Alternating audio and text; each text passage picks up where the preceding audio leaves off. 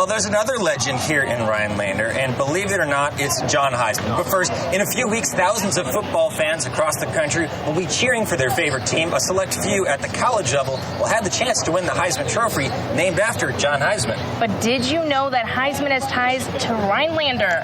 Our reporter Newswatch 12's Mohammed Abdul Kawi joins us to tell us more. Mohammed? Yeah, Dan and Jessica, the Heisman has family ties to the city and is buried at the Forest Home Cemetery. I visited the Rhinelander Historical Society to find out more.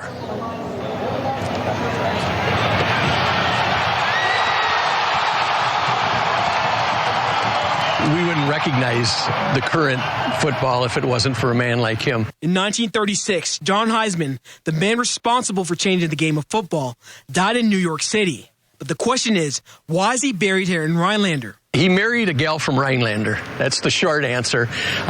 So he passed away, and his wife decided to move back to Rhinelander to live with her sister, who her husband had passed away a few years earlier.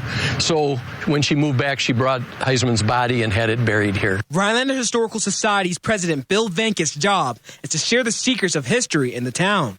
He says while Heisman's name is recognized all across the country, some people in the city don't know about this fact. Pretty well kept secret. Around the end of football season, when it gets time to, and there's all the talk about, who's going to win the Heisman Trophy for that year, the interest usually picks up a little bit. Heisman helped create the game of football that we all know and love. Venko says that people should visit the grave if they ever have a chance.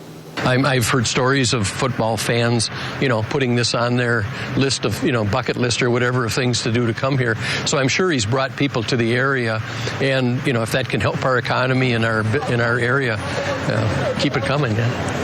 So, Mohammed, we saw that iconic pose in there, right? Where does that pose come from? Well, Dan, Heisman did not come up with that pose. It actually was modeled after a sculptor named Ed Smith, a top player from the 1934 New York University football team.